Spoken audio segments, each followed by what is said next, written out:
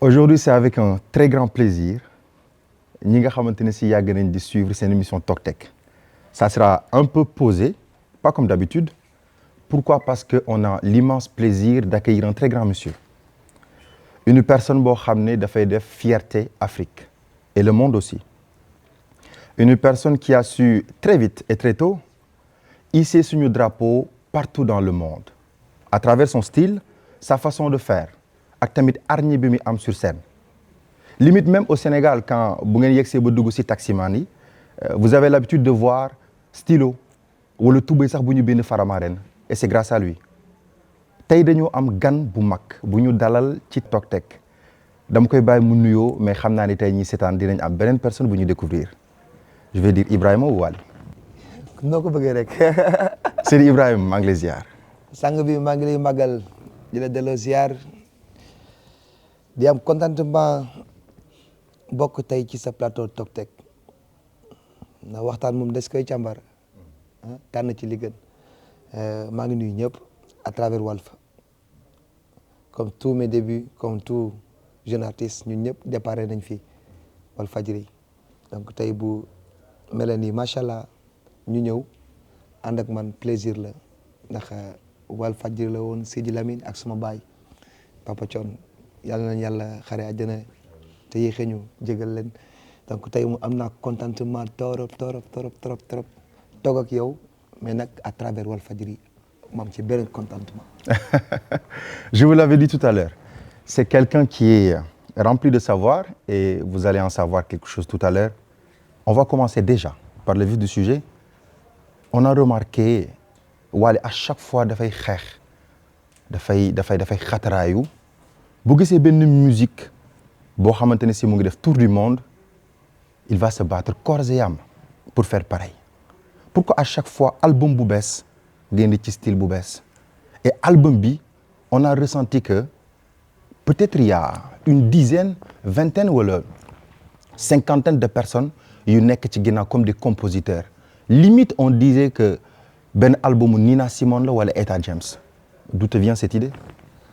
waaw d'abord quand on parle d'album loolu day des ci archive et album c'est comme un bébé saa boo amee album dafa mel ni doom bu juddu le fait que may bëgg innover chaque fois di bëgg indi lu bees wala may def des recherches musicales c'est pour à ce que mélomane yu mel ni comme yéen ak ñi nga xamante ne ñu ngi seen biir kër yi xam ni vraiment budul fecc bi album bi c'est à écouter c'est très important en plus que la musique sénégalaise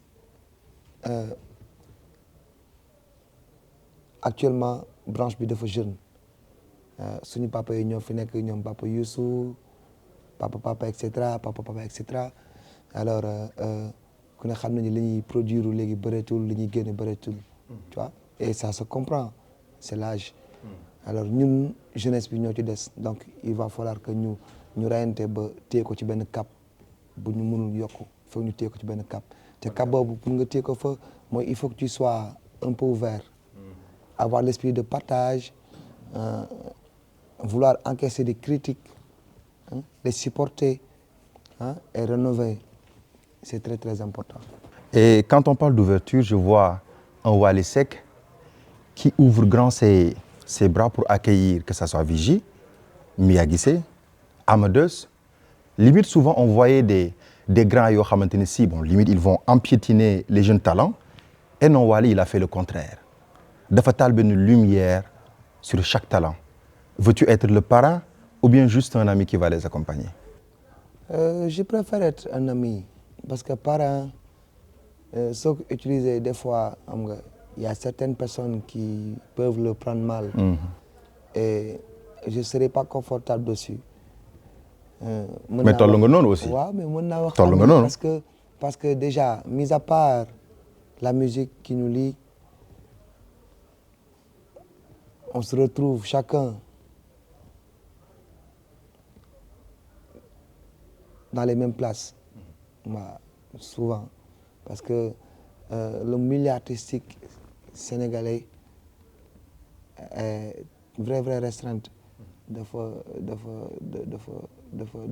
ndaw te ñi koy seq chaque fois benn dafa mel nga nekk ci benn rond point rek di ko wër ñooñu ñoo ci nekk léegi pour mu rafet il faut xol yëpp ànd il faut que mu nice loolu moo tax rek mais moi je vais choisir l'ami c'est mieux. C'est mieux? C'est mieux pour moi. D'accord.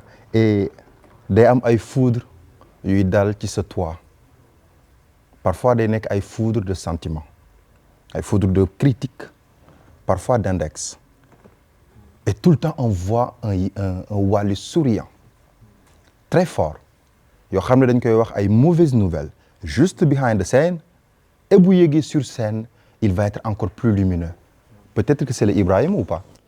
Waaw on peut dire parce que liggéey bi dafa laaj contentement dafa laaj reetaan dafa laaj confiance en soi dafa laaj aussi nga wane ni tu es content tu es satisfait pour ñi lay xool donc quand tu as mal tu le gardes pour toi des fois il peut t'arriver avant de monter sur scène de recevoir des coups apprendre une mauvaise nouvelle ne pas être dans son assiette yooyu yëpp day am. Mais on le voit jamais avec toi. Non, mais c'est... Moi limite gis naa benn interview boo xamante ne si tu étais sur scène et des personnes yu ñëw ak envie yàqal la ñii di wax et nga am sagesse sous leur dire de se calmer limite j'avais vu que ça soit le pianiste ou autre ñëpp ngeen nañu calme pas ñu arrêter le son mais en sourdine et on voyait un Wally qui slamait parce que en discutant avec les forces de l'ordre tu parvenais à slammer et quand on slame on attaque le cœur est-ce que loolu moom moo tax gars yëpp taf la seen xol. waaw mën naa am xam nga tey nii ma jàkkaarloog yow nii je vais le dire ça me fait plaisir parce que au moins avant de poser des questions à Wally tu es allé voir c'est qui Wally et nous sérieusement parlant les artistes on manque beaucoup de ça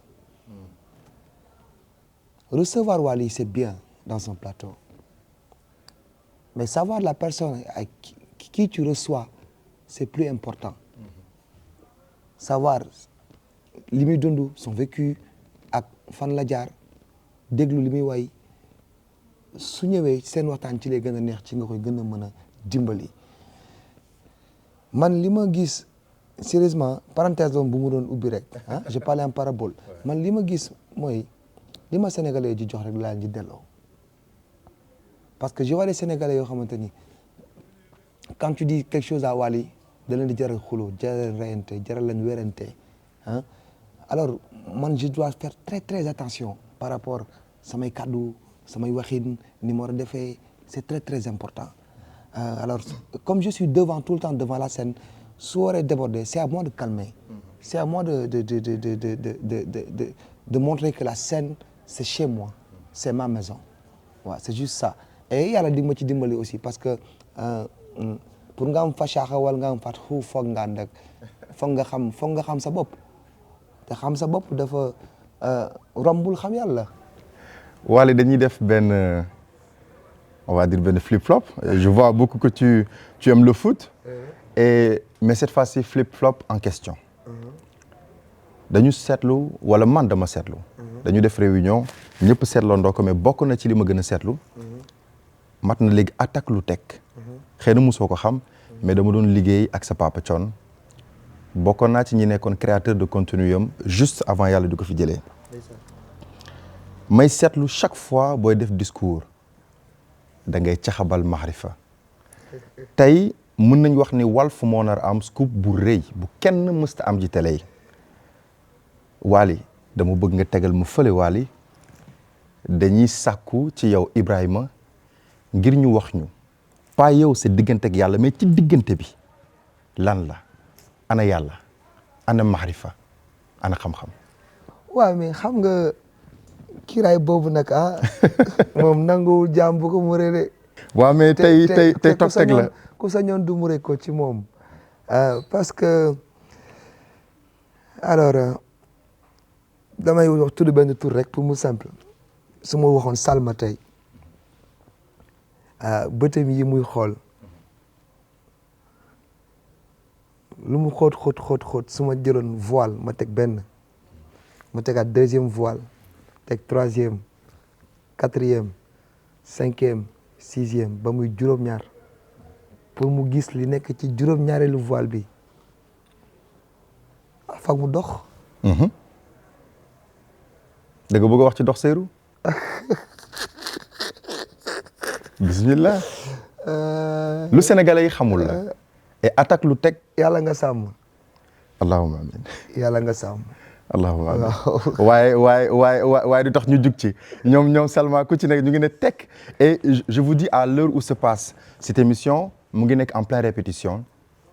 il parvient à gérer lu bëri behind the scene et concentration bi muy àndal def ñu won ni tout le temps c'est un grand monsieur man peut-être bët bi ma lay xoolee wala certaines personnes dafa bokkul bu ñu seenete ay Stevie Wonder Wally di gis comme tout à l'heure bokk na man ci ñi ma yàgg déglu ko mu nekk ay Etta James nga indi sa touche personnelle avant ñuy delluwaat ci maarifa yi parce que buggoo muri le style dem nañ ba ci télé yi boo nekkul Boy Wally doo présenté ñu bëgg ko ñu bañ ko loolu yàlla dogal ci yow dañ koy nangu dañu dem léegi ba ci sport bi ku dugal bii booy célébrer faw nga def Wally snap bokk ci industrie bu rëy ci àdduna bi mais ku snapul son Wally du dem da nga toog préparer ko xalaat ko càmbar ko pour nga am benn média power wala lu yàlla dogal la ni hasard.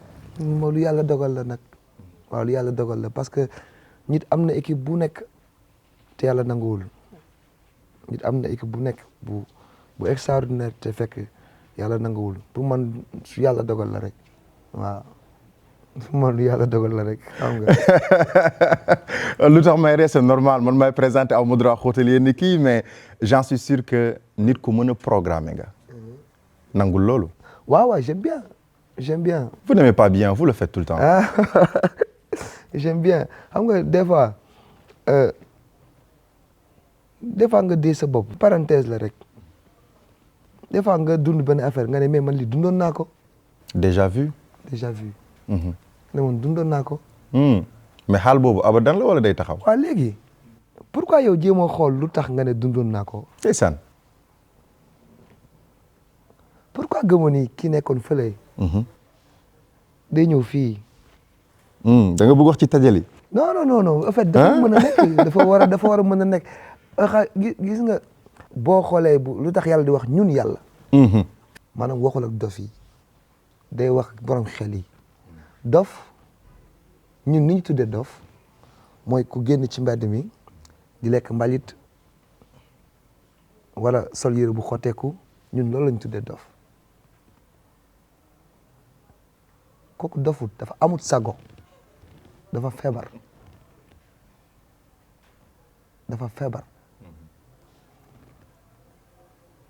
ki nga xamante ni solul yére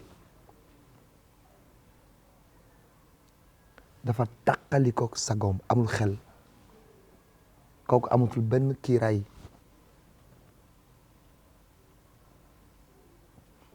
mais ki gën a wéradi dof nanan dof ki ñuy tuddee dof mooy ki nga xamante ni yàlla wan na la yoon bi yow nga gëmm nga bañ nga ne non parce que moom borom xel yi lay waxal c'est pas du hasard mu ne ñun yàlla waa léegi yow lan moo ko tere wax moom yàlla wala man yàlla ñun yàlla du hasard léegi nit ki toog moom di dox ci mbedd mi su déggee question boobu su déggee loolu rek automatiquement war na dem seet ci nit mu nekk mooy lu tax yàlla di wax ñun yàlla parce que tey soo amee sa jabar mu nekk ci kër gi su demee gëstu li nga gën a bëgg mu koy jëfee da ngay kontaan wala doo kontaan jàmm bi su demee gëstu li yàlla gën a bëgg mu koy jëfee yàlla day kontaan le plus grand architecte du monde c'est Dieu le plus grand créateur architecte parolier ci éloquence poète artiste c'est Dieu. D'où te vient subitement cet amour mbëggeel bu tar bi ci yàlla. damaa bëgg sama bopp. damaa bëgg sama bopp. soo bëggee sa bopp da ngay bëgg sa bopp. limite boo xamee sa bopp xam yàlla. c'est-à-dire yow da nga xaw a da nga bëgg ay wax. xam nga waaw léegi nañ génn foofu. dañuy gën a nekkaat foofu parce que xamul tax. un jour dañu nekkoon benn débat.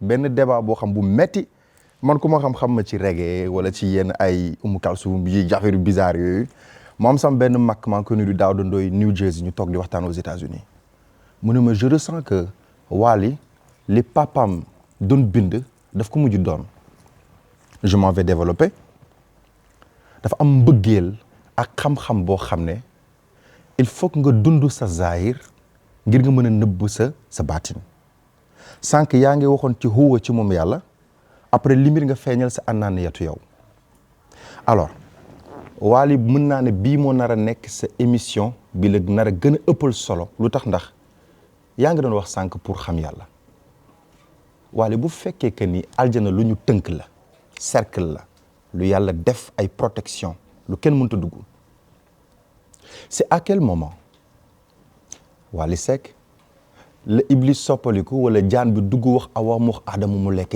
mu lekk pom bi. waaw mais yow ku la wax nekkoo ci àdduna kan moo la xam wax ni yow nekkoo ci àdduna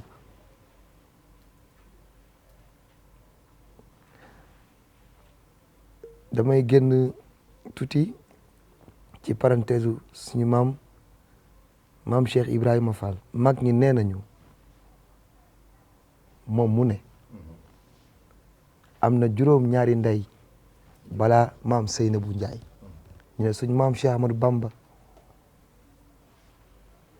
fekkee na xare Badar Seydina Limaamu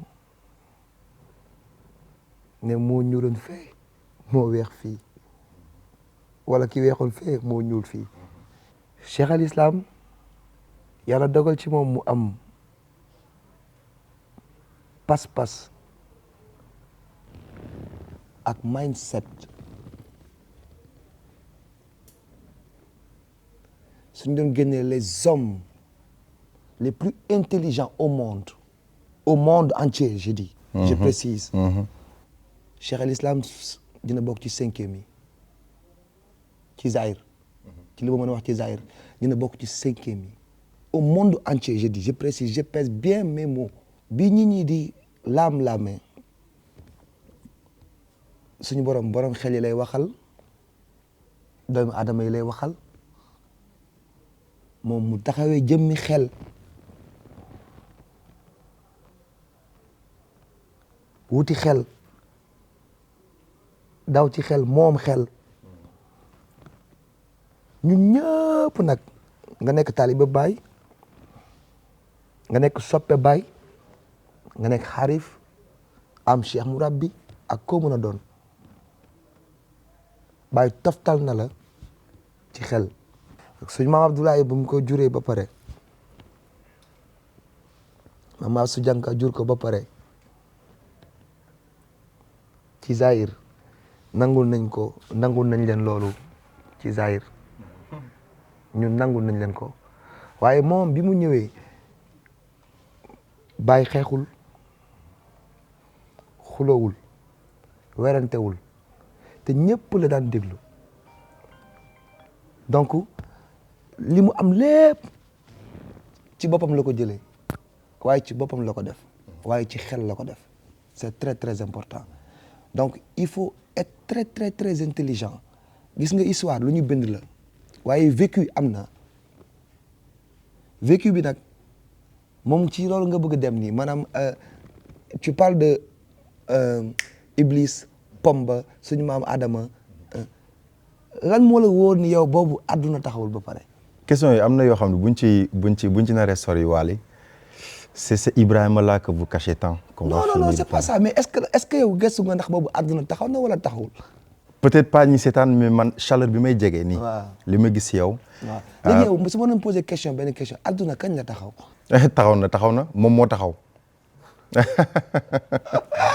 taxaw na moom moo taxaw ci Kubra am taxaw ci ba pare àdduna sax tuddul àdduna foofu xëy yi te àdduna tuddul àdduna di yaay sama lay Wally xoolal yow sama waay dafa am benn way bu neex waaw mi ngi ci ndox bi de bu bees moo ko way yenn ndox ndox war a wuti ndox cey bi la waaw dëgg la je demande à tout Sénégalais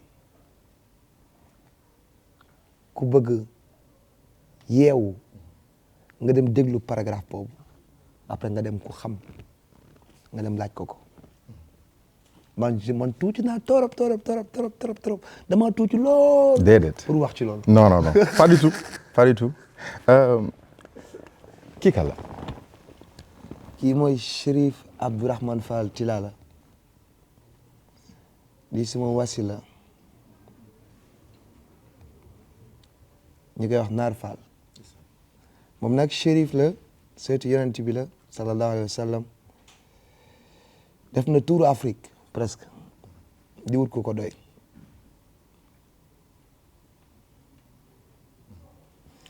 comme man par exemple je te dis sama papa daf mën a wax ne ma yow lan ngay wër kër diine yi lan mooy sa problème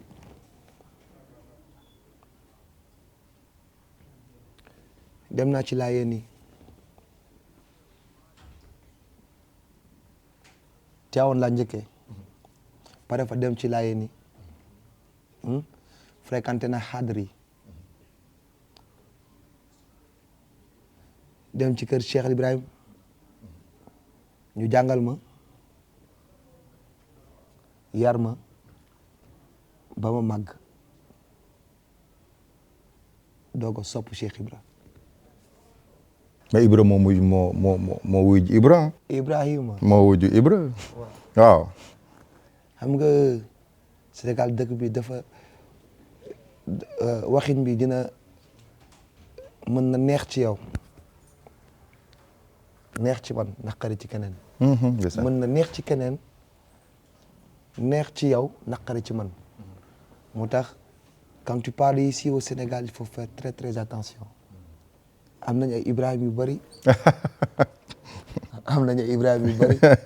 Wally te ñoom ñëpp réeréwuñu. I feel something wrong te instant bii nii li ngay. Ibrahima réeréwuñu ok je vais pas poser de question ma baal nga étaler. li grand théâtre la woon muy suma premier grand théâtre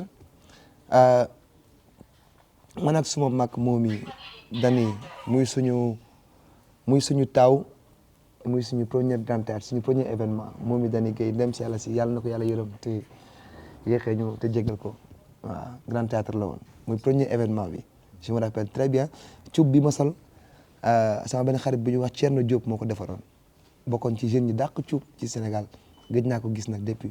paraît-il que nitu yàlla du fàtte coloré et à chaque fois ñu poser les questions doo fàtte moment bi doo fàtte kañ la woon doo fàtte tamit ak kan la woon mais pour ñëw juste avant ñu delluwaat ci photo yi Wally sa album bi gëm naa ni moo nar a nekk beneen révélation ci ñi la jege sax est-ce que xam nañ ni Wally dina la guddi ndax boroom xam-xam la Wally ci titre yi on a vu Call My Name, Je t'aime, Diaga et Ibrahima.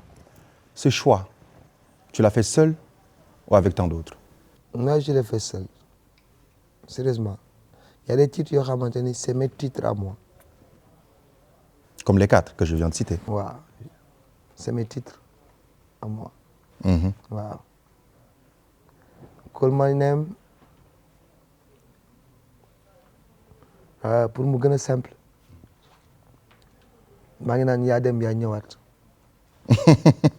waaw da nga bëgg ñuy continuer quoi. waaw ma ne ko fàttewuma la xàmme naa la. yaa ma feeñ woon yaay leer googu ma dajaloon marraine yaa dem yaa ñëwaat. et quand je dis Call My Name dama jël morceau bi ma def ko mu artistique. première partie bi je parle de ma fille maanaam ko call my name woo njëkk moo maanaam njëkk ma woo. ndeysaan bu njëkk woo sa waay sa yaay. ndeysaan xam nga comme papa ak yaay dañuy xëccoo chaque fois. ki naan maman lay njëkk wax ma ne ko call my name.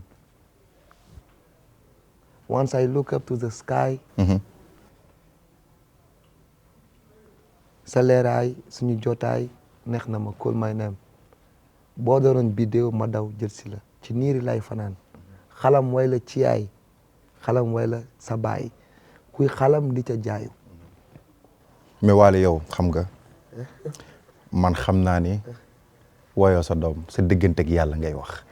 après ma dem deuxième partie bi après ma ne Fatima la xame naa la ay yaay yaa ma feeñu woon yaay leer googu ma dajaloon maa reen yaa dem yaa ñëwaat gawar laa mën dagar naa la ay yaay gàllak ci man pays diiwaan bi déew yaa ngay sabbaal yaay sam sum xamar.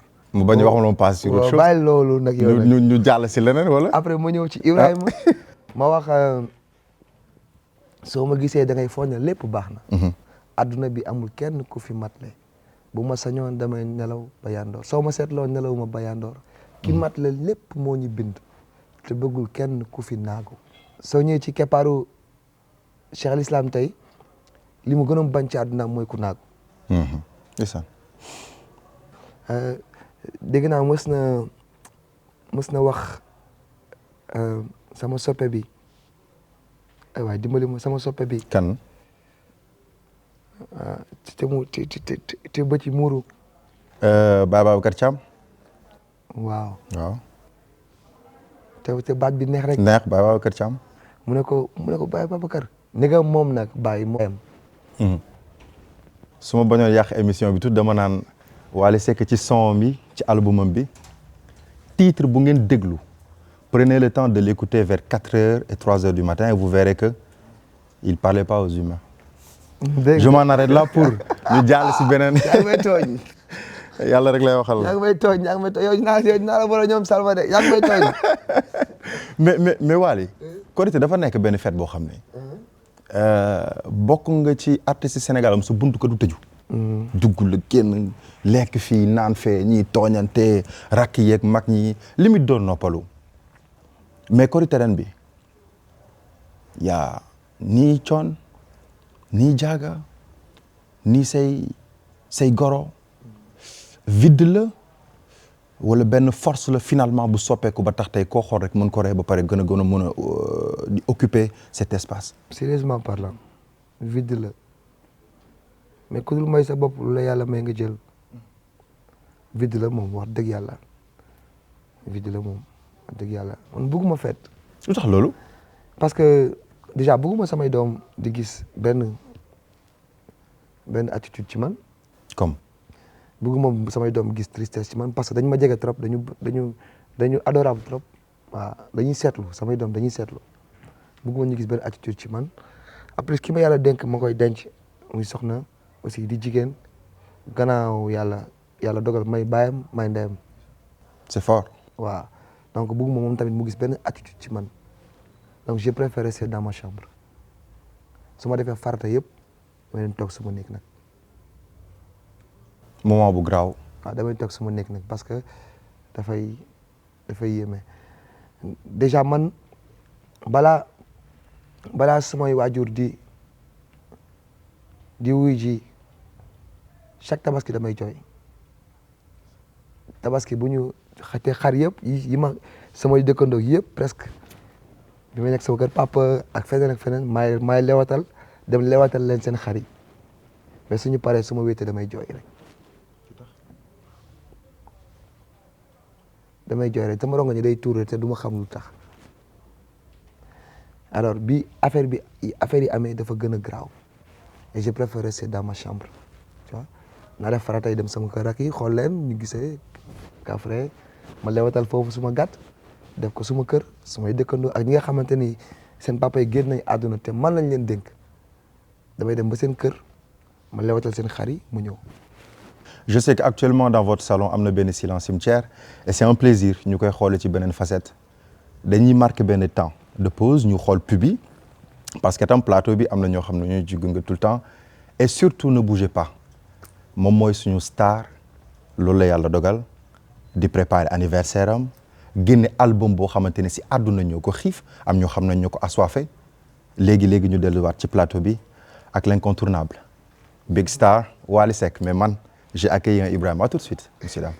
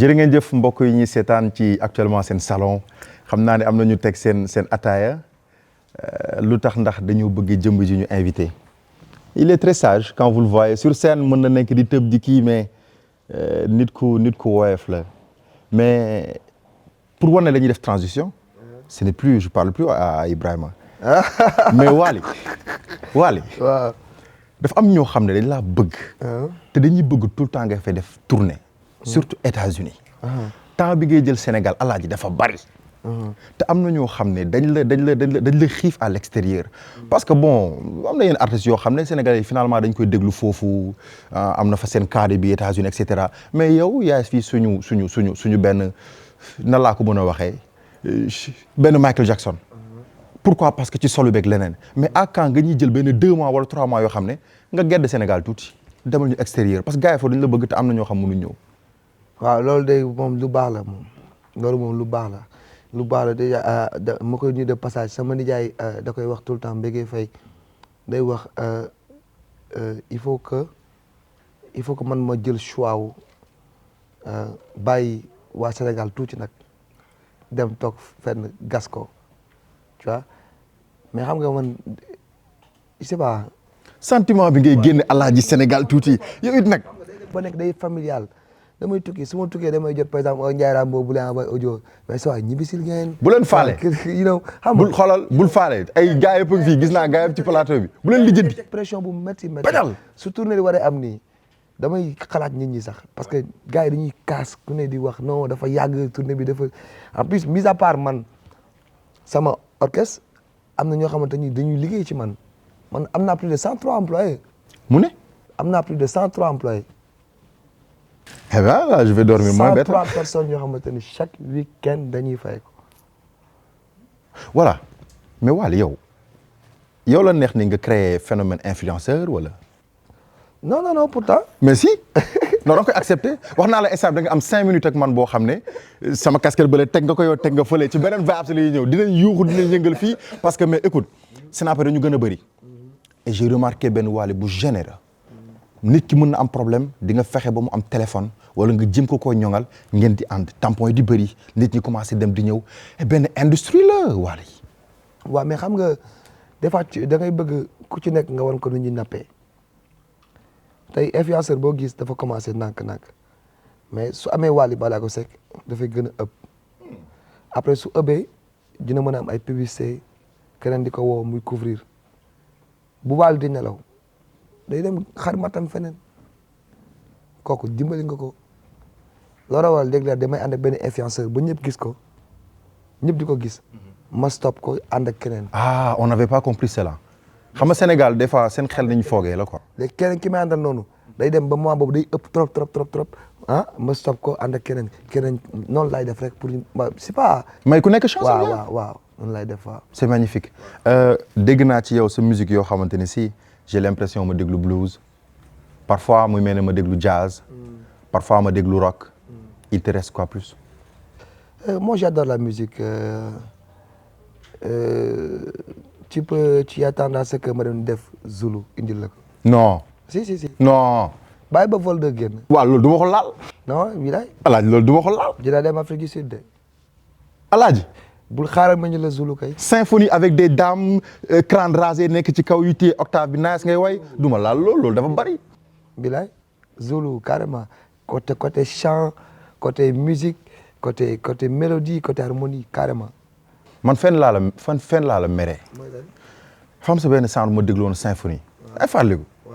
man je me disais sax après ñu may benn concert de symphonie parce que y a des fous comme nous yoo xam dañuy yàkkamti gis benn symphonie avec tous les instruments au monde. Wally loolu yow yaa ko war a mën a def parce que ni la gars yi bëggee ni ñu demee ba diaspora bi gars yi bëgg la sous région bi nit ñi bëgg la ça tu nous le dois sinon gars yi mere la.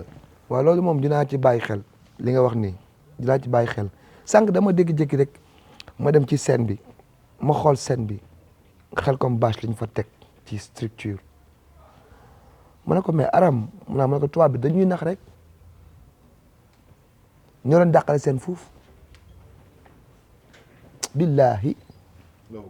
billahi wallahi mais scène bi tegu si ses nii musuma ci taxaw maa ngi ci doog a taxaw tey. avec toute modestie.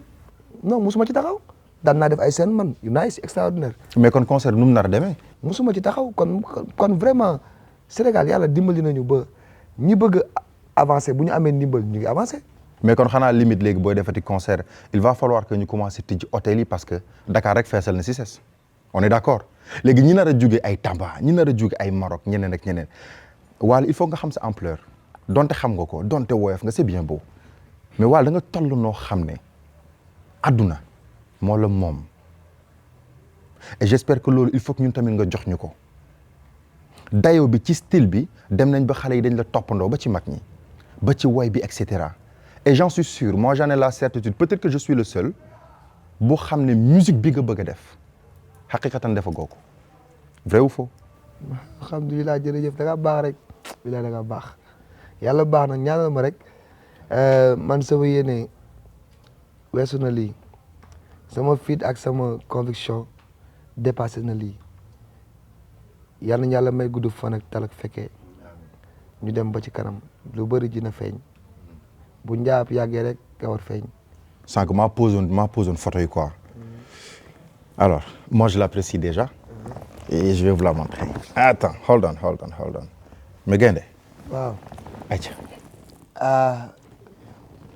waaw lii de sama yaay la bii maa ngi jógee Bercy ñu accueillir ma sama kër je me rappelle très bien bi may ñëw njaxas laa soloon ñu accueillir ma sama kër fekk Bercy laa jógee waaw. sa relation ak mère. waaw sama yaay de sama xarit la moom waaw sama yaay moom sama xarit la. Tu lui as donné tous les cadeaux du monde le Sénégal en est témoin. waaw ah jéem naa li ma mën de def naa sama. Non, vous l'avez fait. jéem naa xëy na dafa doyul rek waaye maa ngi doon jéem bay suma waar daal mais dafa doyut you know. mais maa ngi doon bay sama waar. On se dise la vérité. Vous avez chanté pour elle. Vous lui avez donné de l'or, de l'argent, des bijoux, voiture, kër ak lan. waaw du doy xam nga du doy moom ba pare moom dafa lu mu am da ko mérité. bilaay sama baab moo ma ko wax de moo ñu toog ñun ñëpp mën nañu yéen seen yaay ji dafa sonn dafa liggéey de donc su ngeen góorgóorlu tuuti rek da ngeen am lu baax wax na ko devant tous les Sénégalais waaw moom lu mu am da ko mérité moo tax Wally Penda mi ngi ci Belel di Modi Wally Penda maa ngi mi ci Belel di Modi amul dara de. des na des na sama yaay dafa gën yow. kilifa gi Diallo excel. comment va. naka nga def. waaye incha allah ma respect. c'est un plaisir. dalal noonu. Diallo jërëjëf waay. Grand Slam les charré waay ah. noo def mais Diallo Diéry ma bàyyi la nga nuyoo ma toftalaale ci question d'habitude on le fait pas mais dañuy groover tuuti avec le temps bi nga déglu album bi mu demee. waaw mais maa ngi nuyu ñëpp di la ziar sama doom ji sama mbokku taalibe bii toujours man doomu Thione Seck bu woyee mu jaar yoon du ma bett parce que kii ñun duñ ko jay parce que kii suñu richesse la Sénégal nag dafa nekk méttee wax parce que boo waxee lu baax dañuy defe ne intérêt moo tax mais man je parle en tant qu'artiste et artiste bi war a mën a wax ndax ku def 35 ans de carrière et la majeure partie de ces jeunes qui sont devant la scène sénégalaise sama loxo bi lan jaar ginnaaw yàlla gënant bi donc je sais de quoi je parle kii ku nu jar a soutenir la en tant qu'artiste ñun man Alioune Mbaye Nder tous ces grands chanteurs dañuy toog di wax mais boy bi mélodie yi muy def voix de tête yi muy def accord yi mu joué kii li muy woy moo ko mag billaahi wallahi wa taala. est-ce que du top liner sax. non dama lay wax li ma sentir ñun tëgg nañ kasak tëgg nañ laabaan tëgg nañ ngénte tëgg nañ façon xew bu nekk làmb ak lu ne kenn mënuñoo nax ci ay way. mën naa stopper foofu avec tout le respect dama bëgg nga jëlal ma benn 1 minute en exclusivité sans pour autant nga xool caméra dama bëgg nga sëgg nga gëmm muy mel ni yaa ngi jàkkaarloog jaaga di jàkkaarloog coon di ko ñaanal. duñ ko def yow fi mu toll nii kii bu nee der ma ne der du ma ko ñoo bañ de barke yàlla ñoo bañ. dañoo nekk gis nga kii man ko mii bakk Sëñ Tuubaa mbak kii. kilifa gi Sénégal ñoo ko soxla ndax ñun peut-être émission bi la xam nañ sa mbëggeel sa diggante ak moom. bañal de ñoo bañ fi nga xamante ne si fa man Wally xam nga man naa la seet rek sama baay nga. ñu ngi doog am na koo xamante ni billahi wallahi taala le plus dangereux des animateurs de xoolal c'est spécialiste kii Diallo bu ko déglu. kii yaay mu wàlliwu la. coup de thérapie dama bëggoon nga jàkkaarloo caméra bi avec la tête baissée nga gëmmal ma sa bët muy mel ni yaa ngi jàkkaarloo. gars yi artistes yi mooy tu leen wal fa de waaju garaaw fa ne mal ko fa ne gis nga thérapeute la boo ñëwee li bañ ñu ne ci yow da koy génne mooy. non jaaga. avec les yeux fermés s'il vous plaît. ginnaaw jullit. boo war a ñaanal. gëmm dafa ay bul gëmm.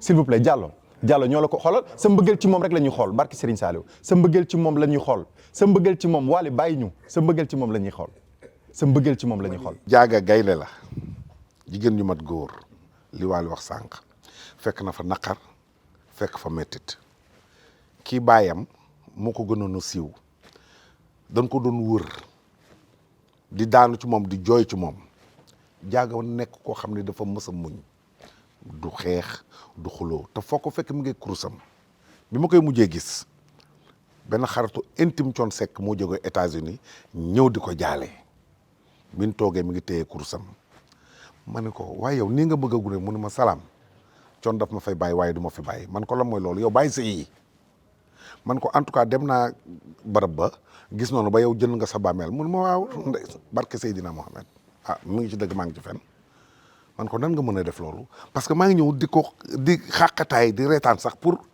xam nga pour mu génn mais man xamoon naa ni jaaga dem na bu yàgg a yàgg ba maa ngi ko naan waa léegi yow di ka fag moom de léegi yow ñaboot Thione Seck ba kan moo la ciy takk ne kan moo la ciy doon mun ma yow dama lay ñuus du ma sa borom am na un jour ñoom ba pendaak ñëpp toog na ma wax ko waali gis nga bi ma génnee ñoom Alioune Seck ni dañ ma grand fi ñëw sam papa bi mu demee ba léegi sunu yaay mi ngi doog a reetaan mu jigéen ju baax jigéen joo xam ne tey boo gisoon jaaga complicité bi mu amoon ak waali da nga naan jaaga magu waali la billaahi wallaahi wa taalaahi Thione da doon tëgg penc mi waali nekk ci loge bi jaaga toog waali nekk ci kanamu jaaga day def ni ki lu ne tu vois booy bi nag nekk koo xam ni nii la def ak ndeyam ay vidéo da ngay gis naa ko li ngay def mënoo ko ay oto di nga ko bari le di nga may ba doyal nga gis sa ndey tey te loolu bi mu koy wax yàgg na moom laa lay wax ni nga gis sa ndey tey yow lu ne nga dégg ko ci lu bon sa ndey toog di muñ rek nga dem ba fi mu nekk tu au devant de la scène barke Serigne Saliou loolu jàmbaare ko mën gayndoo ko mën tey du ma jooy de damay wax li ma yàgg a denc parce que su ma waxee ci Thione ku war a wax ci Thione laa man Salam Diallo ku war a wax ci Thione laa tax ku xool archive yi di nga xam ne ku war a wax ci Thione laa Thione penc mi mu ubbi maa ko njëkk a tëgg man du Waly du Mapenda du Thione du Youssou du Ismaïla Lo man la ko jox noir et blanc maa ko tëgg ouverture bi chemise bu weex costume bu noir ak gilet jërëjëf feesal ko ba mu fees dell nit nag doo ko bëgg ba mu dem ay doomam nekk fi nga bëgg leen a def noonu du am ci man du am te jàmm ji ma am ak moom laa am ak ñëpp man aw ma fenn sens interdit waaw muy xale bu am jom xale bu am diine xale ku mën diine ku mën lu baax ci mais da koy nëbb Diallo kii da koy nëbb bu koy wanee du fi yàgg te ñun kii dañu bëgg mu yàgg ñun dee yi dafa doy yàlla na ci yàlla baal danoo bëgg mu yàgg fii danoo bëgg mu yàgg fii 40 ans yi mu ngi koy fête ci anam boo xamante ni si bon j'en suis sûr que boo yu bëri tey sax bëggoon nañ am sax benn 2 minutes yéeg ci seenam mais moom moo toll noonu c'est-à-dire du ñëpp la mën a yaatale noonu def na ko à travers ses featuring mais un Wally qui est comme ça bu amoon benn question peut-être boo xam ne dëxëñoon nga ko ci sa pépp ngeeru xol boo ko goxee lu muy doon. non Wally li ma jaaxal ci moom mooy gis nga pour être inspiré il faut que nga am lu ñuy wax solitude et Wally il est toujours entouré de ses amis donc man Wally inspiration donc fan la koy jëlee man loolu moo ma jaaxal ci Wally baat bi du dee te yenn saa yi li daloon bàyyi moo ko dal Wally bu baat bi dee ci lay gën a mën a way gis nga am na lu muy def ci borom kër da ko doon yéegal ca kaw mais keroog ba mu ko wàccee dama daw génn boîte bi xam nga nag après kan moo ko wax mu yegg ba foofu rek tudd sa bëtur ma ne am na ku ma felal dëgg la man j'adore être entouré parce que damay bañ a juum gis nga wax ji bëri yi Wally moom kese Wally day du wéet wóorul kilifa du wéet parce que ku wéet sa xel tukki mais man je suis tout le temps entouré doo gis oto bu Wally daw mukk moom kese mu ne ci non ah bëriwul de xanaa bu ne ci 365 jours yi 2 fois lay nekk ci at bi wala benn yoon man kese sama oto non bëriwul même su ma àndul ak kenn sax dinaa fekk kenn sama buntu kër Cheikh laay wala kenn wala kaay bu nga ma parce que da ngay bañ a juum parce que nit kese laa beneen bi ci topp inspiration bi man damaa bëgg toilette donc damay inspiré wu su ma nekkee toilette en plus dama bëgg lu naturel la vie quotidienne ñi samay xarit di dund tu vois un Niakharañ Lo un Cheikh Senghor un Ndiogou Mbaye mën naa ko jël comme histoire approprier ko sama bopp way ko donc loolu su génnee day naturel donc loolu moo tax mais j'aime su may balaa may nelaw tamit day yàgg su mën naa tëdd par exemple 4 heures du matin ma nelaw 13 heures de 4 heures du matin ba 13 heures documentaire lay xool. waaw man documentaire sama xol laa ko bëgg. documentaire boo wax nag mën naa la ko répéter. yëpp laay seetaan yëpp parce que day ubbi sa xel ah noonu lay def mais dinaa bëri fu muy inspiré woo ci détails des fois xam nga des fois ci jotaay yi ak yooyu. détails sax du mu ci bëgg dugg. sinon temps bi day recommencer. waaw temps bi day recommencer mais on dirait que li ñu dese ci temps dafa bëriwul. et xam naa ne fu mu toll nii moom Salam mu lay xëcc pour nga dellu ci ginnaaw parce que. ñi la nar a xaar waaw dafa bëri. am nañ fi quelques questions. yoo xam ne bëggoon nañ la ko jox. mais laata loolu ñu xaarandi. dafa am koo xam ne yéen a ko bëgg a def seen tambour major. maa wàllu je dis ñett. il fait partie de nous les acteurs. grand Youssou kaay. man bëgg sax ma taxaw je peux me mettre debout. non man comme toogal nii parce que man après damay seede bàyyi Salam ak Youssou ñu toog parce que gars yi ñu ngi may xaar et am na beneen surprise bu war a ñëw fii tamit toog fii sama place parce que mérité na place bi dama bëggoon rek def benn passage. ak jëmm ji toog muy Salam waaw est-ce que xam nga moo njëkk wax sama papa bàyyi ko mu way sama papa bëgg woon ma way moo ne ko xam nga lu ma la yëgal lu ne la wax sama papa nag lu ko nit ci ragal wax Salam mën na ko wax Thione Seck parce que xam na ni mu doon wax ak moom il savait comment communiquer avec lui sama papa bu feebaraan day wax ne ok day bàyyi ba 2 heures du matin wala 1 heure du matin mu ne dama nga jouer première partie wool Salam woo ko allo Salam dama feebar te public bi rek laa ci wóolu comprendre nga donc loolu c'est très très fort beneen bi ci topp mooy man dama bëggoon ay way mais aw moon fu ma ko defee seenu Salam rek laa ko doon defee te Malcolm ma lay xamal ni man bi ma ci wàllu ñaan xewu waale comme ni ko nit ñi di waxee Salam yi li mu yéeg sama scène mutul 3 fois bu ko neexoon saa bu ñëwee soirée jël micro toj ko mais dama la ne du ma sax jege fee lay taxaw fee ci ginnaaw dama koy gis de maa ngi koy gis c'est-à-dire li muy éprouvé ci yow li muy wane ci yow dëgg la li mu waxoon bàyyi ko mu way dëgg la seenam ba nga daan ñëw mu lay jox micro dëgg la ci moom def ko woon parce que dana bañ ñu ngañ ko dëgg la woon ci moom la preuve Salam dalay baal si 2 ans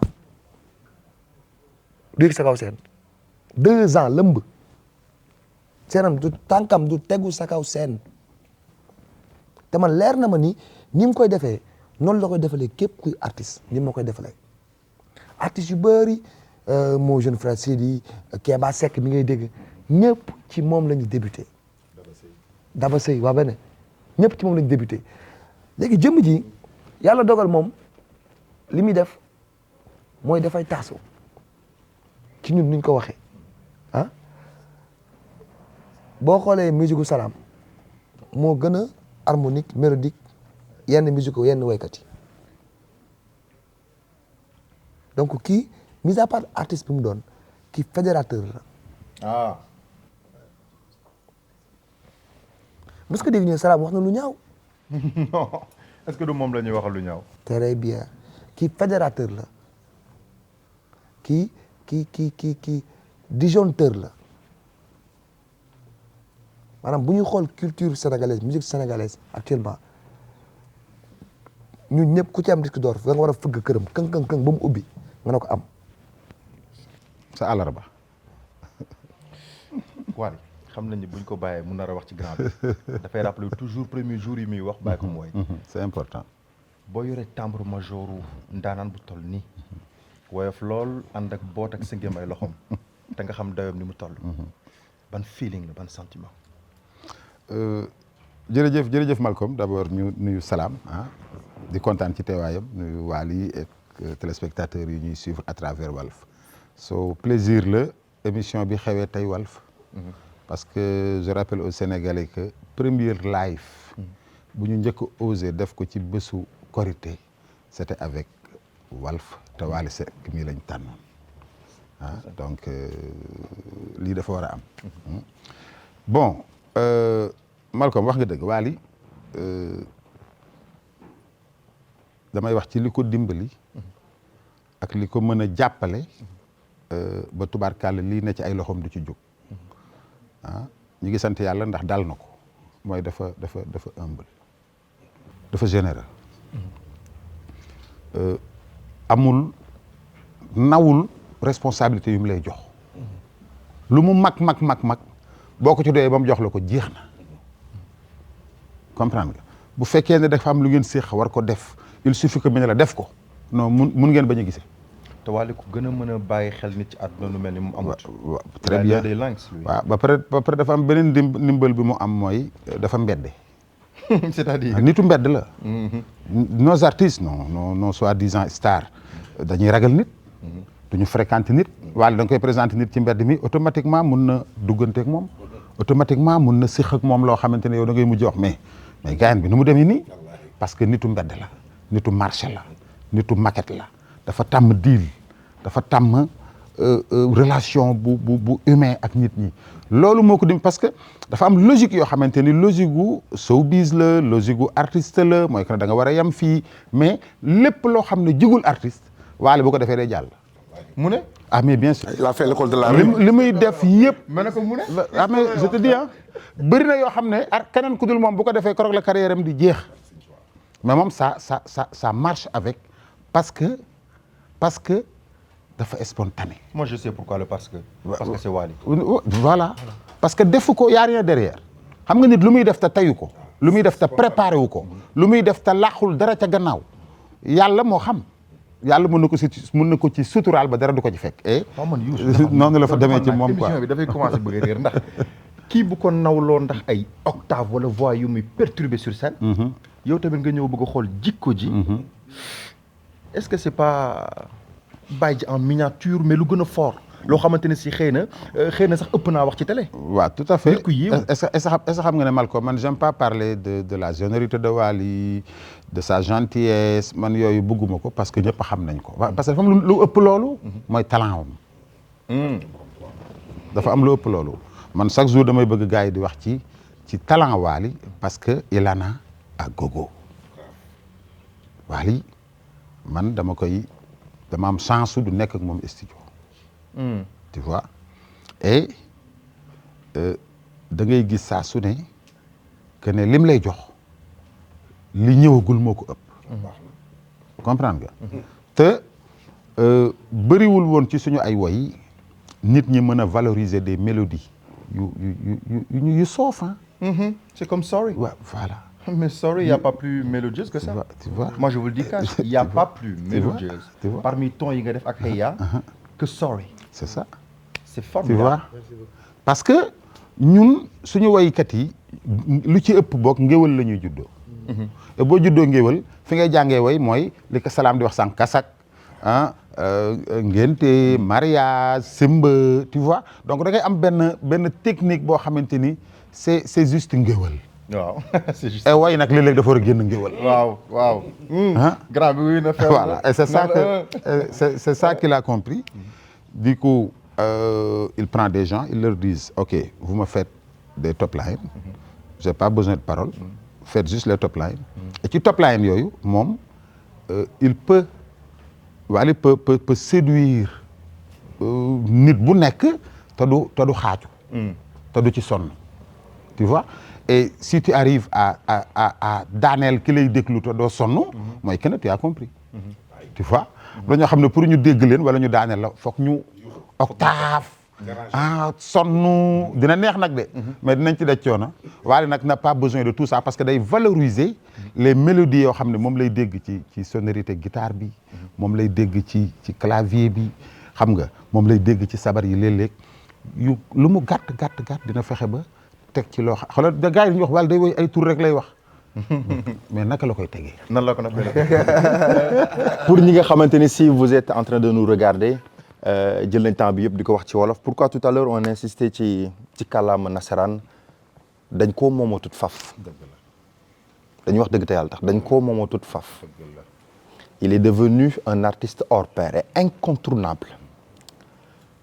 tey waxtaan nañ le monsieur que vous voyez si bu fekkee yéen a ñu seetaanee Maroc wala Côte d'Ivoire il fait partie des tambours-majors. le monsieur à côté moom moo ko tette. et n'oublions pas l'émission continue avec plus que la star Parce que tout à l'heure, il parlait de sky is the limit, but there is no limit in the sky. You gotta go yourself. Et on va accueillir un de ses frères. Koo xam ne saa yu demee terrain football bu ñu farut danañ xuloo. Foo mu ñëw. Football la bëgg ci xol bi ba. togal. waaw waaw man bëgg naa loolaa jàllo. xoolal après nga jigi rek xëcc affaire yi salaam nga xoolal. yegg si la jàmm. Youssou yow it yaa ngi ci répété ga. da ngeen dem bàyyi ma fi. yow yaa ngi fi ak man. Alors, messieurs, dames, on va accueillir un de ses frères et peut-être vous le voyez tout le temps avec moi. Day nekk tout le temps terrain de football mais ma bàyyi ko parce que moom mooy mannequin kër gi day sañse ba nice mais Alaaji mais jamati nga ko. oui dama naa la. maa la raw. maa ngi ziar. delloo ziar bu baax. déwénati. fekkee déwén. waaw merci pour l'accueil waa léegi def waay. complicité bi pour lan kan mooy tooñ ci yéen ñaar. boobu. ki njëkk a wax moo tooñ. dégg nga. moi je suis le juge attenant ki njëkk a wax moo tooñ. ku njëkk a wax moom moo wax mais moom mooy tooñ. mooy tooñ. waaw yàlla baax na am benn problème. voilà est-ce que mooy tooñ. am problème. moom bëgg a jaxase tuuti rek. Comment vas-tu? Très bien et toi? Ça va, tu vas bien? Ça va, je gère. Je suis prêt pour le concert. Ouais. Si tubaab la de. mais looloo neex. Alaaji. waaw. Être le frère de quelqu'un boo xam ne day endosser beaucoup de sentiments beaucoup de responsabilités ay têtes yoo xamante ne si gannaaw yàlla ak yonent bi moom la ñu yaakaar ngir seen kër les gens ne le savaient pas peut-être tey ci émission bi lañ ko xam ñu ko koy santé avec toute humilité des fois doo jékki-jékki nga dugg ci ruqu salon bi mooy au fin fond fi gars yi di seetaane Champions League nga yërëm ko. Honnêtement ça m'arrive souvent lu may daal bëri na torop je pense que ñi nekk ci mbedd mi dañuy dem ba ko yërëm moom kon ñun kenn waxu suñu wax Wally mooy nit koo xamante ne tout le temps nit ñi dañuy naan ay pour mu xool li mu àndal Wally moom moo bëgg dimbali nit yi daa am ñoo xamante ne tey dañuy dimbali peut-être parce qu'ils n'ont pas le choix xam nga parce que y a les caméras qui sont là parce que nit ñi topp nañ leen moom bu amul ku mu dimbali dina dem wëri ku mu dimbali moom soxlawul nit ñi ñëw ci buntu këram soxlawul nit ñi di ko sonal di ko woo non il aime faire ça maanaam moom tey jërëjëf ak merci bi nga koy wax noonu moom jaral na ko lu ne tu vois du coup moom yërëm nañ ko ci côté boobu certes waaye dañoo xam ne ci loolu moo gën ci moom parce que amaana mooy galaajam waaye dimbali nit yi xam nga protection la ci moom xam na ko ñun xam nañ ko te duñ ko ci jëlee ay waajuram jëlewuñu ko ci woon ñun ay frère am ak sœur am dañ ko ci gën a encouragé parce qu'il fasse plus de bien dimbali nit yi xam nga taxaw ñëpp doon Wally ñëpp gën a wàccee boppam gën ci yox ci li mu wàccee boppam je veux dire. ban jour nga ko xool fixe dans le blanc de l'œil nga jooy. Ce jour-là il était sur scène mooy dernier concert bu ñu def Paris mooy partie bi muy way xam nga pas avec mère beeg yooyu tu vois boobu maa ngi koy gis après moi je me disais comment il fait pour tenir te man maa ngi ci suuf mais j'étais à 1 minute de craquer tu vois après je me disais comment il fait pour tenir moom devant tout ce monde xam nga rester professionnel essayer de faire son boulot du mieux qu'il peut xam nga pour mën a bégal ñi fi nekk ñëpp te fekk ne moom au fond li muy yëg moom rek ko xam tu vois et à ce moment-là j'ai vraiment eu pitié de lui xam yërëm ko yaa xam ci moom benn instant bëggoon na yéeg ci kaw scène bi tu vois pour lui montrer que j'étais là en fait jëm ko apporter soutien boo xamante ne peut-être su ma yëgoo mën naa yàq lu bëri mais bëgguma lu yëg seen wan ko ñi ngi fi man maa ngi fi Mohamed mi ngi fi et que au Sénégal suñu sœur ak suñu frère ñëpp ñu ngi toog di ñu scène. Peut-être ça va être pour la première fois à la télé. Il faut que tu regardes ton frère avec beaucoup d'amour, que tu lui dis que tu l'aimes face à lui. Non, fixe, ouais. Pas caméra, lui. Ah, je vais le regarder, t'inquiète. Parce que c'est pas la première fois que je vais lui dire que je l'aime, mais devant une télé et que je le regarde dans les yeux, oui. Je t'aime plus que tout au monde. Moi, je t'aime aussi, boy. On est très fiers de t'avoir comme frère. Merci à vous. Oui. Day jooy de. Daal dama géré. Kaay fii, kaay. Voilà. Day jooy de. Alors, messieurs, dames, c'est comme ça. C'est une belle émission. C'est un très grand monsieur qu'on respecte. Si vous nous regardez, vous faites que yéen a ngi États-Unis, that was not Stevie Wonder, but it's better than that. Il fait partie des grandes stars. Le seul, qui sa génération, qui parvient à gérer style, mode et tout ce qui entoure, mu boole ci musique gu Sénégal ba yóbbu ko à l'extérieur. Tey gis nañ ci moom nit ku woyof, nit ku dal ba mu tuur xéwal mais moom moo toll noonu waxtaan nañu ci Maarif ak tam lu bëri mais en tant que son frère dañuy bàyyi juste avant ñuy tëj nga waxtaanal ñu ci coono yi ngeen daj ci préparation bi parce que xam naa ne il faut que ñu jeexate loolu métti na pour préparer lu 40 ans yi ak album bi. C'est très compliqué, ça demande beaucoup de travail. Ça demande beaucoup de travail parce que ñu ngi dugg ci benn régime bu bees xam nga da nga war a adapté wu may temps ñi fi nekk mën a liggéey tu vois et pendant ce temps les choses deviennent un peu plus compliquées mais da ngay adapté wu xam nga jéem a xool noo mën a améliorer situation bi concentré wu ci liggéey bi gën ko alléger yenn tâches yi gën ko yombal yenn yi et je pense que c'est ce qu'on est en train de faire maanaam. Et tu le fais bien moi je te félicite. Ah merci beaucoup. Tu le fais très bien. Et ce qu'on sait faire c'est quoi maanaam tey ci liggéey bi ñu bañ a xaar waal ci dara tu vois genre s'il y a des choses à faire il y a des dépenses à faire ñu bàyyi ko mu nalaw ba 17h 18h fekk def nañ dépense peut-être 5 7 8 millions mu jógee ci ñun. Waaw tu vois après maanaam da koy tegal yenn coono yi. yow sax da ngaa sonn ku la xool xam ne gëj ngaa nelaw. Je suis fatigué. 7h nañu tëdd. Tu es éclaté. waaw je suis fatigué. alors lii cadeau la woon pour moom pour Soxna ak tamit pour Wally xam nañu instant bii nii. Famous Luxury ñoom ñoo ko jox. bon y a pratiquement tout am na yeneen cadeau yoo xam ne gars yi yëpp nee nañ buñ ko joxe gu fii parce que ci biti la maa ko tooñ nag. seen sac bu rafet. mais xoolal ne ci biir alaaji. ay affaire ay mbaxus la. moo gën a garaaw. moo gën a yéeme. xam nga Wally xam nañ ko bu ko joxee Soxna dafa bëgg lu stylé. xonk bi 100% cuir la. yow lii di la saf farouche bi ci BRT bi. an sama bos jabar yow. jëlal bële yow coo nga fi bëgg indi jëlal bële moon la jëlal bële est-ce que duñ la ko jox nga sama mbosu jabar. yi dal Sénégal mu dal ci Wally rek yéen. doo leen àtte dëgg. man li ma naqari mënu ma ko wax ci télé bi Alioune yow naroo am ñaari jabar. doo leen àtte dëgg de. yow Alioune sigil. doo gën ci nga ne. maa géet waxal ci yooyu ñu ne. alaaji naroo am ñaari jabar. saag bi xaram waxuñu saag bi. waaw mais doo gën ci nga ne yow. ñaari saag la wax. waaw Wally. waaw. Soxna. waaw Khadija. waaw yow. waaw Khadija doo bark. wala léegi lay topp. wala léegi dañuy topp. man kër coon bi dund na. macha allah franchement c'est très joli. Ça fait plaisir 100% cuir ouais ça vient. ouais et puis c'est fait local. exactement naka gars yi soutenir inchallah xam nga. alors peut-être on va terminer en beauté c'est pour cela que ñuy xaw a exagérer tout dire parce que on aime tous Wally hein qu'on le veuille ou pas c'est un monsieur que tout le monde adore mais Alioune lan ngay xalaat loo xam ne lu reetaanlu wala benn jikkoom boo xam ne sénégalais xamuñ ko raconté-moi benn anecdote bu reetaanlu ci moom. leen daal laay wax sàcc la sàcc. déet may leen nu mu ne. sàcc maam tey jii. forbe ah déggu rek. forbe. Wally. mooy defal naa prison xale yi mu tudd. da nga may dugal da nga maa bëgg a dugal. Wally waxaanuma ki wax ak moom dendunu nuruwunu couleur bokk nag noomi feenam moom mu ne. Salma wax na. madame Baye wax na damay siwal ñëpp. Barka wax na. Cheikh Baye wax na Abdoulaye wax na Cheikh Niass wax na. waaw léegi prison xale yi mu tudd. ah prison xale yi mu tudd. koo xam xaw ma ko. ak sa akulaay taale xamul prison xale yi xaw ma ko tabax bi yoo ko war a xam wala dem kan moo xam Youssou xam wala. forbe la tudd. Wally forbe Sam xam na la fa am suite. dama lay wax Wally lan doon def temps booy. non sérieusement je vais te dire ce qu'il faisait. maanaam tey bu ñu jëloon suñu fourniture normale pour dem école xam nga def les courses yére dàll sac yeeg matériel yëpp. billaahi Wally da koy jël dem da koy sàcc dem maye ko ci mbedd mi maanaam tey sama papa mën na xëy dem jënd dàll yu rafet dem voyage jënd dàll pour bu ñu xëyee dem yóbbu xam nga tey jii sa premier jour de classe maanaam li ngay génne yow fanaanoo ngox bu yàgg ba teg ko ba teg tubéy bi yére bi dàll bi ci suuf tëdd ci wetam mais boo yow di nga gis tubéy gis t-shirt mais kawas nga fay fekk. ana daal.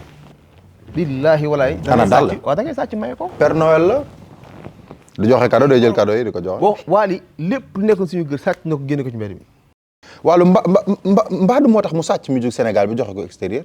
pareegul sax je vais dire un truc maanaam tey ñoom Youssou ñu ngi ci liggéey boo xamante ne si jamais bu ñu yàlla suturaale ba mu nekk ci yoon on va le perdre pour peut-être disons 4 à 5 mois. on veut bien Youssou on veut bien moi je le dis que mu jaar si man que mu jaar si ñëpp exclu yi gën a mag ci Walf lay amee am na loo xam ne dama ko bëggoon juste terminer dama bëggoon mu nekk fii Thione bokk na ci ñi nga xam ne dafa bëggoon Walf def benn projet boo xamante ne si pour Walf la bu temps bu mu wecc et tey jàppanti bi amoon ci diggante Walf Thione ak Sidi Lamine est-ce que mën nañ ko xaar tey ci diggante Wally ak tamit waa Walf un tout petit album un truc boo xamante ne si da koy bàyyiwaat feddali kóllëre parce que tam lu ñu mënti wax Wally TFM la Wally RTS la Wally 2S la Wally c'est le Wally du monde mais est-ce qu'on peut l'attendre à ça aussi avant que muy dem 3 à 4 mois en tournée? Non, je vais prendre l'engagement devant tout le monde que c'est un truc qu'il va faire, Inch'Allah. Allez, on applaudit! On applaudit! C'est ça que j'attendais depuis le début, moi. Pourquoi? Parce que c'est une dette qu'il doit à son père. Ouais. Il va pas le faire parce que c'est Walf, mais d'accord, parce que papa moo ko bëggoon. Ok. Sama papa amoon na benn rapport boo xamante ne ak aussi de Lamine, tu vois, ak toute la famille de Walfadjri. boo xamante ne moom Walfadjri telem la woon xam nga léegi nag ñu ne ba dajee tey yow Malcolm ñu toog fi di waxtaan et que nga xalaat yenn projet pour Walf on va en parler à Youssou ñu xool ñu ko mettre en place xam nga gën a boole Walfadjri ci affaire Wally inchallah mu bañ a nekk juste benn télé boo xam ne da nga koy invité mu ñëw di wax ci Wally wala di jël Wally mais juste que mu nekk télé boo xamante ne lépp lu Wally defati da ci bokk carrément inchallah et je pense que ça va se faire très bien. Je sais que ce que je vais faire tey pour clore émission bi les Salma et autres elles vont me taper dessus mais je vais le faire avec grand cœur je vais le faire avec beaucoup d'amour Youssou kaay toog nii loolu la ñuy tëjee et aussi tamit mënuñoo tëj sans pour autant me remercier kaay toogal jox leen ko micro na ñëw jox ma ko benn micro di remercier waale ki nga xamante ne si à chaque fois ma émission day sonn ci man muy sëñ Xarim depuis Atlanta je te remercie énormément kooku moom sooy incha allah comme que waale bëgg na ay oto bu fekkee bëgg na oto dinaa wax saa mu utal ko moo dàq business oto ci àddina toogal nii sëñ Xarim maa ngi lay nuyu bu baax defal na ma cadeau bu ne defe naa camion rek la ma jëndalagul dama bëgg yow ci yoon man maa war a tëj émission bi mais moi je te connais sa générosité bi nga apporté ci cinéma ak le fait que nga nekk artiste ba complet nekk ci ginnaaw ba pare di ko gérer te ngay xam yow bu la wanee ginnaaw sentiment yi ngay am ak moom bu jox kanam public bi c'est différent tëjël émission bi noo ko sentiré. Merci beaucoup Malcolm avant ñuy tëj émission bi dañuy remercier Aline di ko nuyu suñu rakk suñu xarit di xale bu am maanaa ndax kaay ma yëlif la yomb na am mag yomb na rakk bu nangu nga yëlif ko moo jafe et ci tànk yooyu la ne donc dañ koy ñaanal parce que xam nañ ay yéeneem ak ambition yi mu am ci carrière Wally et mi ngi ñëw di ko partager yàgg na ko def gars yi dañuy def ne léegi la ñëw ñamewul woon caméra yi mais yàgg na ko def mais comme léegi ñame na bay taxaw di wax ñu ngi koy féliciter bu baax a baax a baax ci kàddu Wally laay waxee jërëjëf Malcolm da nga wax ju am solo léegi jëloo Aline engagement mu jël engagement bi te ni ma ko xamee dina ko respecter dina ko def mission moom parce que budul Wally dafa doon xale boo xamante ni amuuram ci papaam yaakaar naa ne Sénégalais yëpp découvrir nañ ko à travers ces snap mais d'abord dañuy remercier Sénégalais yi saa su ne Wally wax ko nu mu mel ak nu mu mën a doon Sénégalais yi ñoo ko def donc ñu leen di remercier di beral nag remerciement Faramareen yi boo waxee Faramareen yi rek wax nga ñëpp parce que dafa am ay yaayu Wally am ay papay Wally am ay xale yu Wally yi donc ñoom ñëpp ci fépp fu ñu mën a toog ñi leen di remercier di leen ñaanal jàmm sutura di ñaan yàlla ñi nga xam ne am nañu yéen a ñëw ànd ak ñun ci événement bi bu ñu hésité nañu ñëw Wally li mu def fii yëpp fête la ci jublu ci avril la ñu nekk muy suñu fête nationale mu tombeek weeru juddoom yàlla dogal mu tàmmaloon Sénégalais yi di leen jox li nga xamante ni mooy cadeau ci anniversaire am mu doon ci fin mois d'avril bi parce que il est né un 27 avril mais comme temps bi fii ci CICES date bi ñu amoon mu méngoo ak disponibilité ak li ñu bëgg a def le 12 bi la tombel donc ñi ngi woo ñëpp ñi nga xam ne mënuñu ñëw nañu partager ak ñun li nga xamante ni mooy événement bi mi ngi daw ci site yi nga xamante ni dinañ ko fësal ba mu gën a fës xam naa Walf dinañ ñëw am lu ñu ci def di ñaanal waajur yi jiitu yàlla jéggal leen te xaar leen àjjana ñi fi desoon dëggum yàlla bàyyi leen fi ñu yàgg fi du ñu gunge di remercier suñu soxna yi di remercier suñu doom yi di remercier staffu Faramareen Mohamed Seck est le directeur ba ki ci gën a tuuti di remercier les musiciens de Ramdan ñoom ñëpp amuñu seen fay ñu ngi leen di gërëm di leen remercier di leen massawu coono parce que ñoo fii njëkk Wally ñoo ko fii mujj. même yow da nga sonn maa la gis sànq ba léegi. mais xam nga man sax man am naa ay feem léeg-léeg ma yebal boy yi am fu ma jaar mais ñoom vraiment dañuy gis ne dañoo am envie donc ñu ngi remercier ñëpp ku lim juum waaw ba pare waaw xam non Salma ñëw na fa Salma tey fa la reere dibiteri ba mook Salma man ma ca Paris men bois de Bourgogne Salma men non ñoom samay client yu fidèle kii œuf de crocodile la xam di alaaji dama ubbi dibiteri te Ibrahima mooy sama wéttal non dama fay ñëw moom non loolu force la waaw avec grand maa ngi lay xaar di xaw di woo sénégalais yëpp fii ci terrain football bu Sacré-Cœur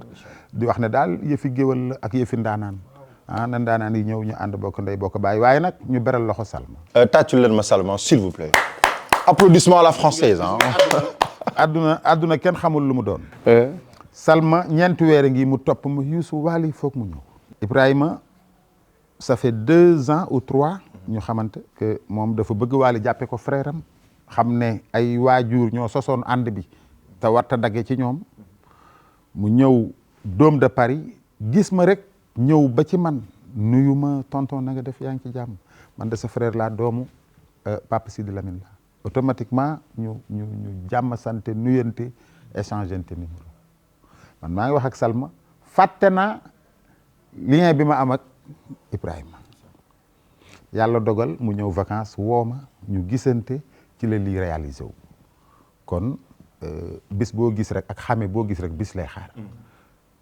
lii ña ko sosoon kenn ci ñoom nekkatu fi waaye dañoo xàll bu am maanaam Sidi Lamine xàllam ci réew mi du far Alaaji Coon Balaago Seck xàllam ci réew mi du far ndokk yàlla nag ba ñu amee doom yoo xamante ni du mën a mel ne ni ñoom waaye topp nañ ci seeni tànk ba xàll wa ñu xàlloon dinañ ca togu yàlla bu ñu jàdd yàlla na leen yàlla sàmm tubaarkàlla téyal leen li nga xamante ni mooy kóllëre gi sàmmal leen ko ba ñoom fa ñu ne duñu rus yàlla sañ na ko mën na ko yàlla na ko yàlla def donc ñi ngi am mbégte am contentement bég ci émission bi di wax ne tey émission bi ngeen def man maay wax ne Wally bëggul émission sawaru ko waaye bu tey bi gis ngeen ni mu ko neexee parce que daf ko toog ak ndaanaan boo xamante ni bu muy poser ay questions xam nga ki ngay laaj balaa mu lay tontu sax mu am mbégte tontu la dafa fekk nga yombal laaj ba dafa fekk laaj ba am maanaa te loolu lañ fi fekk tey donc merci beaucoup à Malcolm le grand artiste di ndaanaan moom it waaye nii la war a demee ndax Walfadjri dafa jóg ca fajar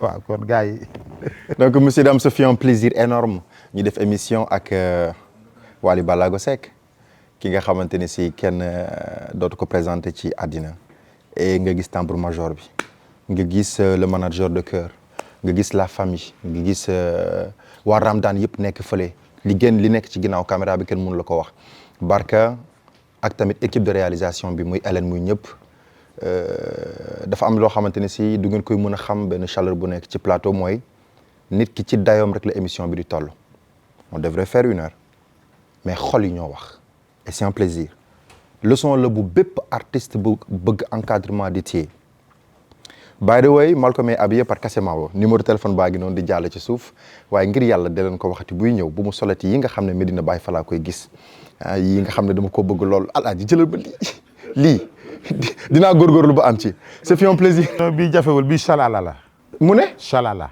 kon mbokk yi incha allah la ba beneen yoon ñu dalal keneen lii lu mu doon Youssou lu may jàmm sànce nga rek nga